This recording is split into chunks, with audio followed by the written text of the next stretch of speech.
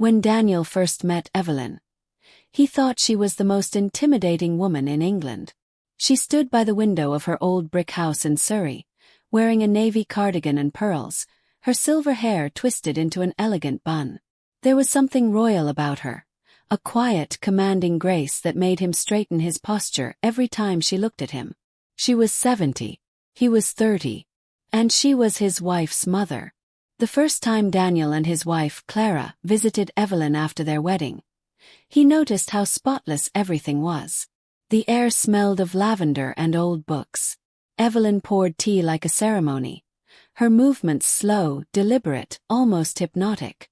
"So, Daniel," she said, her voice smooth as velvet, "what do you do for a living?" "I'm a landscape photographer," he replied. Her eyes, a sharp oceanic blue, flicked toward him. "A romantic profession. You must see beauty where others see nothing." He didn't know why that line stayed with him, but it did. Over the next few months, Clara and Daniel visited Evelyn often. Evelyn lived alone since her husband had passed away years ago. She kept herself busy with gardening, painting, and reading French novels. Daniel admired her quiet strength, the way she spoke with calm certainty, the way she filled a room without saying much. But something shifted one rainy afternoon. Clara had gone to visit a friend in London, and Daniel offered to check on Evelyn, who had recently twisted her ankle. When he arrived, she was sitting in the living room, leg propped up on a cushion, wrapped in a cream-colored blanket. "Oh, Daniel," she smiled faintly. "You didn't have to come all this way." "I wanted to make sure you're okay," he said. "Clara told me to keep an eye on you." She laughed softly. "Ah, Clara's always fussing. I'm not as fragile as I look." He stayed for tea. Rain drummed softly against the windows. Evelyn's dog, a small white terrier, curled up near the fire. The house felt warmer than usual, filled with the scent of Earl Grey and roses. At one point she tried to stand, wincing. Without thinking, Daniel reached for her hand. Her skin was soft, cool, like silk left in the shade. Their eyes met, and for a brief, strange second, neither of them moved. "Thank you," she murmured, pulling her hand away gently. That moment shouldn't have meant anything. But that night, as Daniel drove home, he couldn't stop replaying it. Her fingers against his, her perfume, the soft light in her living room. Over the next weeks, their conversations deepened. Daniel started dropping by more often, bringing groceries, helping her in the garden. They talked about everything: art, loneliness, aging, love. Evelyn was sharp and funny, with a wit that made him laugh more than anyone his age. "Do you ever feel," she said one evening, "that you were born in the wrong time?" "Every day," he admitted. She smiled. "Maybe that's why we understand each other." That sentence hung between them like smoke. Clara was busy with work, late nights at the design firm, business trips. Daniel didn't mean for it to happen, but he found himself craving those quiet afternoons with Evelyn. The way she looked at him, really looked, made him feel seen in a way that surprised him. Then came the evening that changed everything. It was early autumn. The garden was golden with fading roses. Daniel had been helping Evelyn carry boxes from the attic. When they finished, she poured them both a glass of wine, her late husband's favorite Merlot.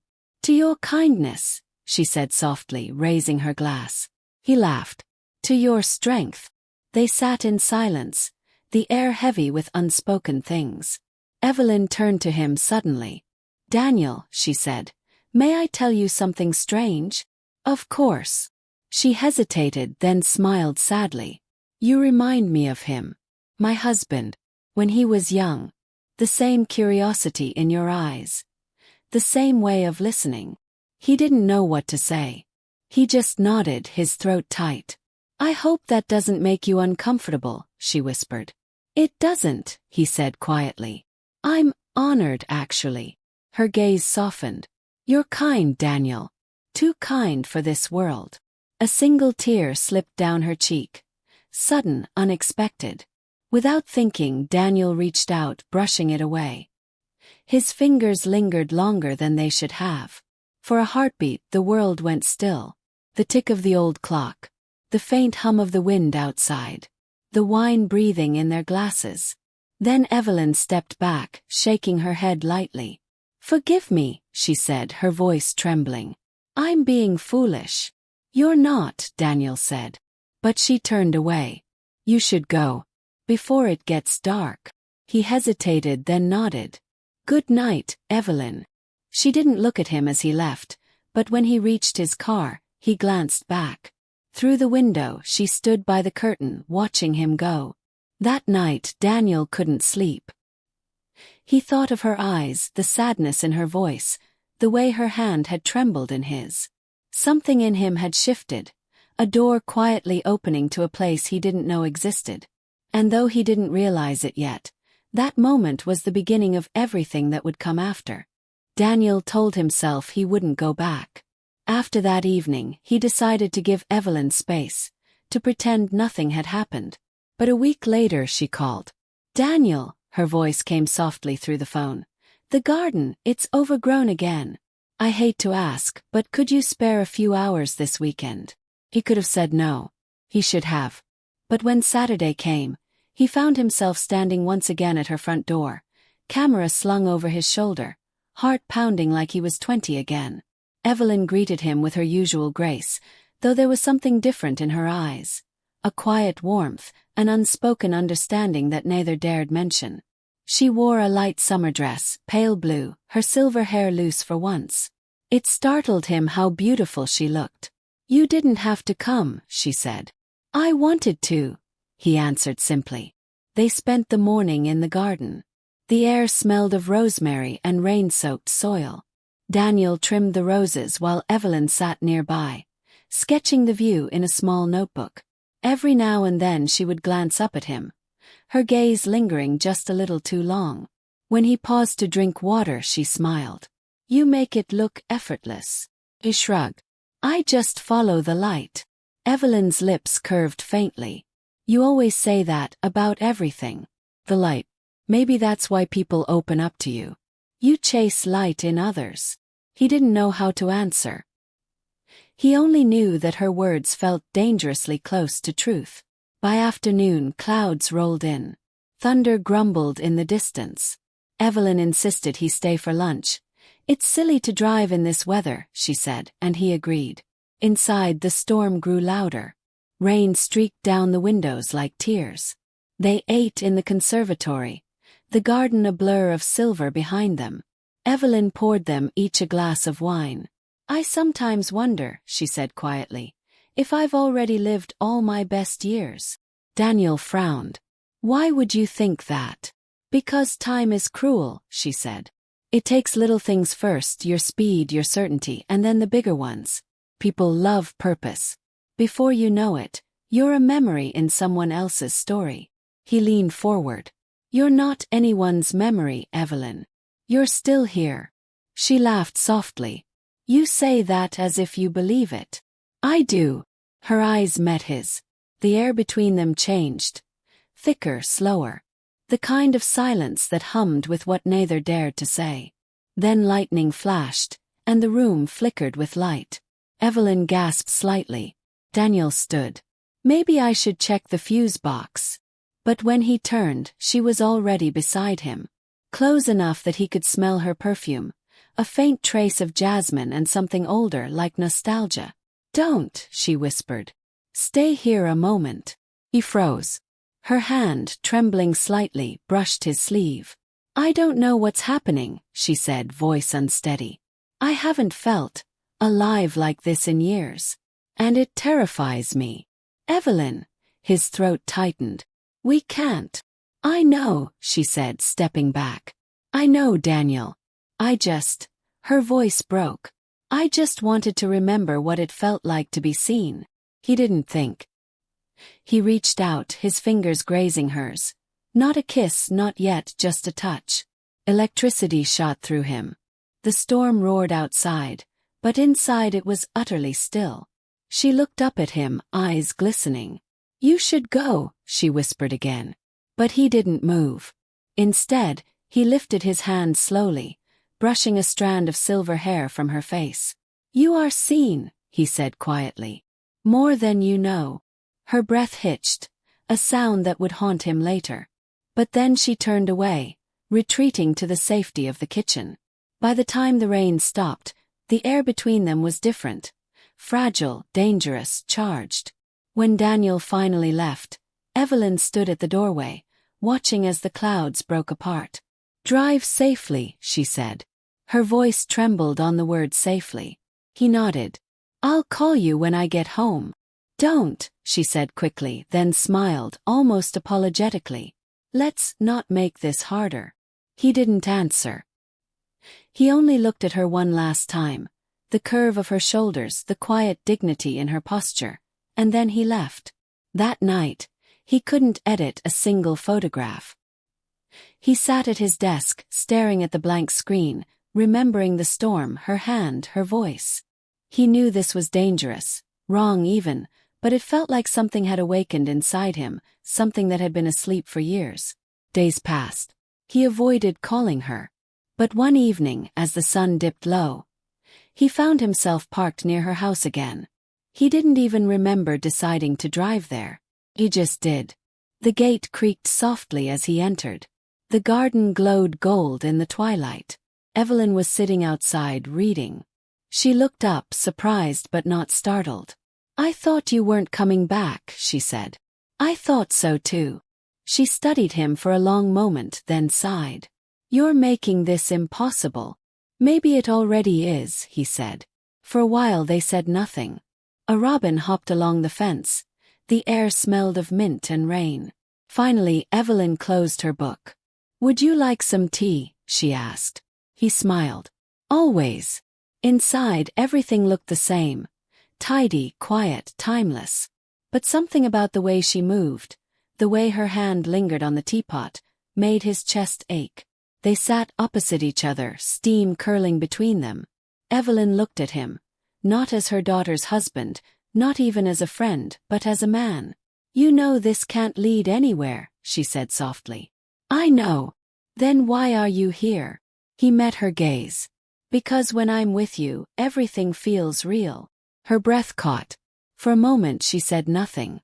Then she reached across the table, her hand trembling slightly as it found his.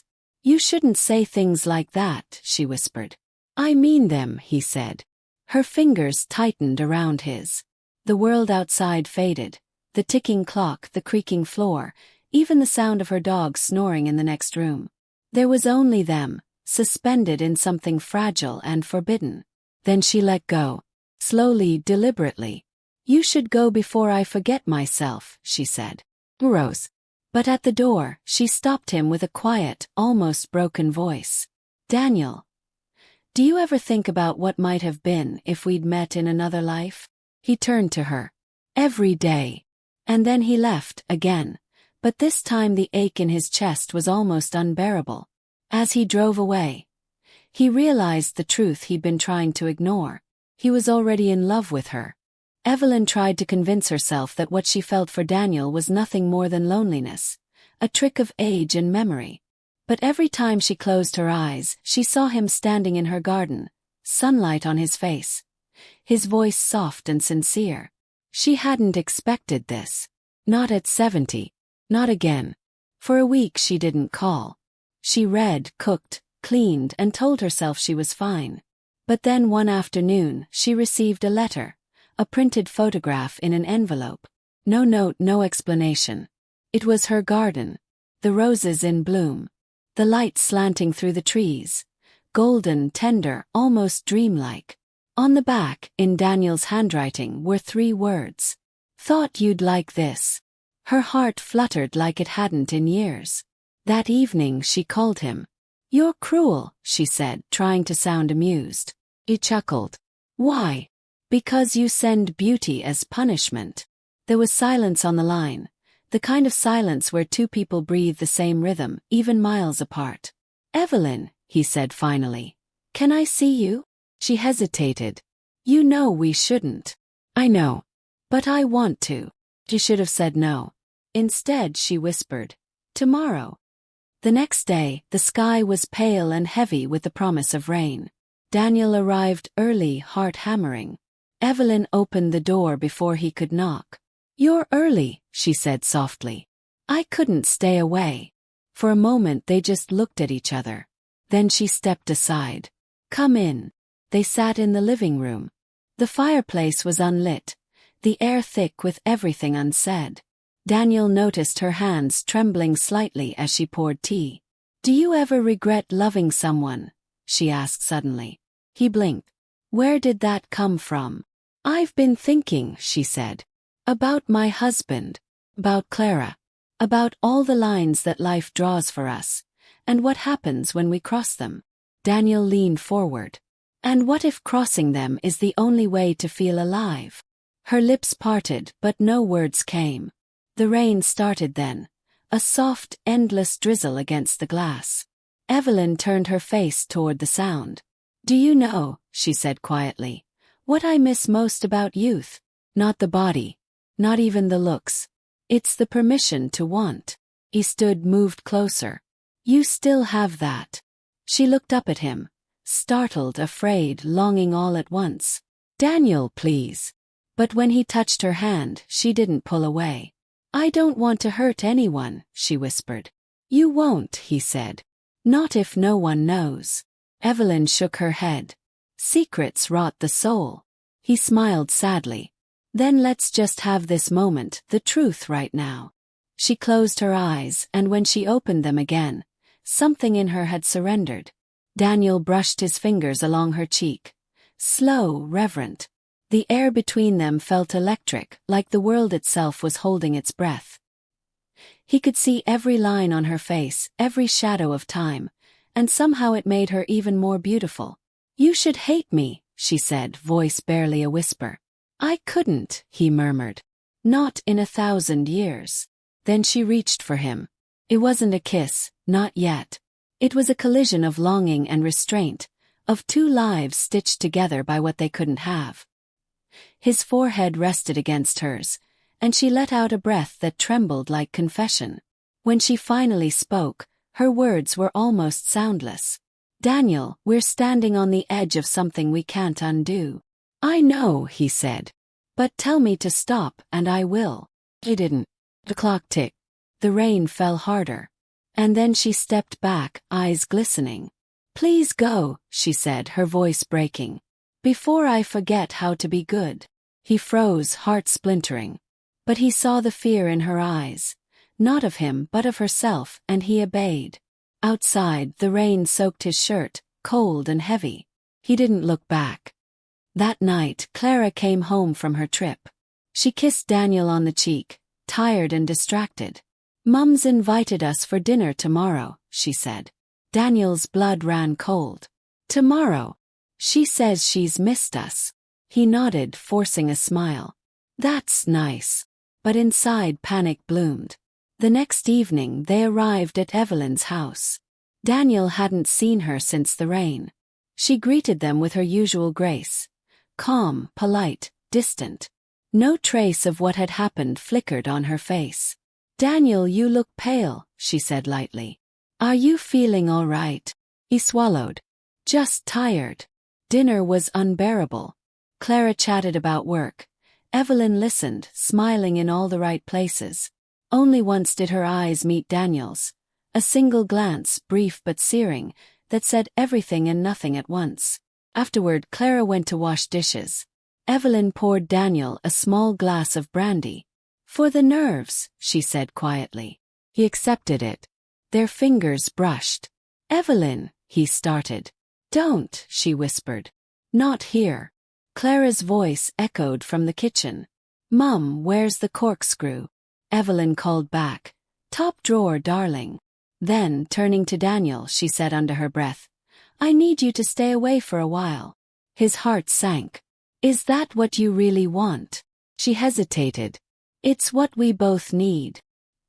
He nodded slowly, but the pain in his chest was unbearable. "All right." When they left that night, Evelyn stood at the window again, the same place she'd been months ago when he first met her.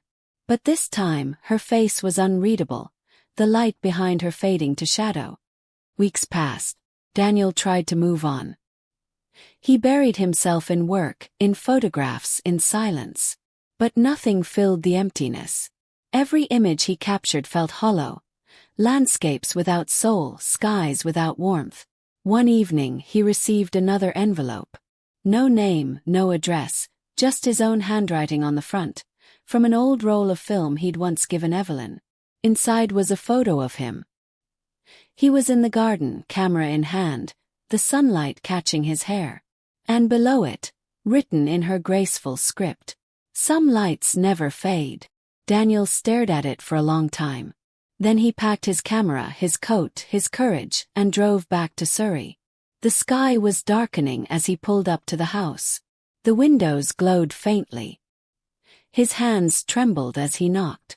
No answer. He tried again. Still nothing. Then faintly through the crack of the door came her voice. "Daniel, why did you come back?" He closed his eyes. "Because I can't unlove you." There was silence. Then the sound of a lock turning. The door opened. Evelyn stood there, eyes shining, tears on her cheeks. She whispered almost to herself, "Then God help us both." And she let him in. Evelyn had always believed that every love story came with a price. When Daniel stepped inside that night, she knew they were about to pay theirs. They didn't speak at first. The air between them felt fragile, filled with everything they'd said and everything they hadn't. Evelyn's eyes were swollen from crying. Daniel's face looked pale, worn, yet full of quiet determination. "You shouldn't have come," she whispered. "I know." "Then why did you?" He hesitated. "Because I can't go back to pretending." She turned away, her voice trembling. "Pretending is what keeps people safe, Daniel." He shook his head. "Safe isn't the same as alive." Outside, the rain began again. Gentle, constant, like the world itself was trying to wash them clean. Evelyn walked to the window, her reflection merging with the darkness beyond. "Do you think love is selfish?" she asked quietly. "Sometimes," he said. "But maybe it's only selfish when it hurts others." "And what if it already has?" Daniel moved closer but didn't touch her. "Then all we can do is make it mean something." She looked at him, really looked, and saw not just the man her daughter had married, but the soul of someone who had seen her fully, when she thought no one ever would again. "You've changed me," she said softly. He smiled sadly. "You've changed me first." They stood like that for a long moment, two people suspended between guilt and grace, between what was right and what was real. Finally, Evelyn stepped back. "Daniel, you have to leave. Tonight. For good." He froze. "You don't mean that." "I do." She took a shaky breath. "If you stay, we'll destroy more than ourselves. Clara deserves better than that." "So do you?" He shook his head. "You think I can just erase you? You'll learn to live without me," she said. "That's what love is sometimes, learning to live with the ache." A tear slipped down her cheek. Daniel reached to wipe it away, but she caught his wrist midair. "No," she said gently. "If you touch me now, I won't be able to let you go." He lowered his hand. "I'll go," he said finally, voice breaking. "But tell me this wasn't all a mistake." Evelyn closed her eyes. "It wasn't." He nodded once, slowly, then turned toward the door. When he opened it, the wind rushed in, cold and wet. He paused, looked back at her, the woman who had upended his world, and whispered, "Goodbye, Evelyn." She didn't answer. She only pressed a hand to her chest, as if to hold something from shattering inside. Then he was gone. In the weeks that followed, Evelyn lived quietly. She filled her days with small routines. Morning tea, letters she never sent, flowers she planted and didn't name. The house felt emptier now, though she tried not to notice. Clara visited often. "You seem tired, Mum," she'd say, concerned. "I'm fine, darling," Evelyn would reply with her soft smile. "Just getting old." But one evening as Clara was leaving, she turned suddenly. "I've been meaning to ask," she said. "Did you and Daniel argue about something? He's been distant lately." Evelyn's breath caught. "No, not that I know of." "Why?" Clara shrugged. "He just doesn't talk much anymore. He goes for long drives, takes photos he never shows anyone." Evelyn forced a smile. Artists are like that. Always chasing ghosts. Clara laughed lightly, kissed her mother's cheek, and left. When the door closed, Evelyn sank into the armchair, tears spilling freely for the first time in days. She didn't know if Daniel would ever forgive her for ending things, but she prayed he would at least understand. Months passed. Seasons changed. The roses bloomed again. Evelyn aged quietly into her solitude. She no longer looked for him on the street, but sometimes she thought she could feel him, in the way the wind moved through the garden, in the golden light that fell across her window in the evenings. One autumn morning a letter arrived. Her name written in Daniel's handwriting. Her hands shook as she opened it. Evelyn, I've left London. I'm taking a job in the north near the sea. There's a cottage there. Small, quiet, full of light. Think you'd like it. I wanted to thank you. For everything. For reminding me that beauty doesn't fade, it just changes shape. You were right. Love doesn't need to last forever to be real. Sometimes it's enough to have existed at all. If I never see you again, know that I will always carry the light of your garden with me. D. Evelyn pressed the letter to her heart and closed her eyes. The ache inside her softened into something almost peaceful. Later that day, she went to the garden and planted a new rose bush, white, delicate, facing the morning sun. She whispered his name once, and the breeze carried it away. A year later, on a quiet afternoon, Clara came by with a new photo album. Daniel sent me some of his latest work, she said cheerfully. Look, Mum, this one's my favorite. Evelyn turned the page and froze. It was a photo of a coastline at dawn, cliffs bathed in gold, the sea calm and endless. And at the edge of the frame, just visible, a small white rosebush. Beautiful, isn't it? Clara said. Evelyn smiled, eyes glistening. Yes, she whispered. It is. She closed the album gently, as though afraid to disturb the image. Outside, the wind stirred the garden, brushing against the white roses she'd planted months ago. For a moment, she imagined Daniel by the sea, camera in hand, watching the same sky. And she smiled, not with regret but with gratitude. Because she knew now that some loves weren't meant to be lived. Some were meant to be remembered. That evening, as the sun dipped low, Evelyn sat by the window, the same window where Daniel had once seen her for the first time. The light was soft, golden like an old photograph. She lifted her cup of tea, whispering softly into the quiet room. Some lights never fade. Outside, the garden shimmered in the last light of day. And somewhere far away by the sea, a man lifted his camera and smiled.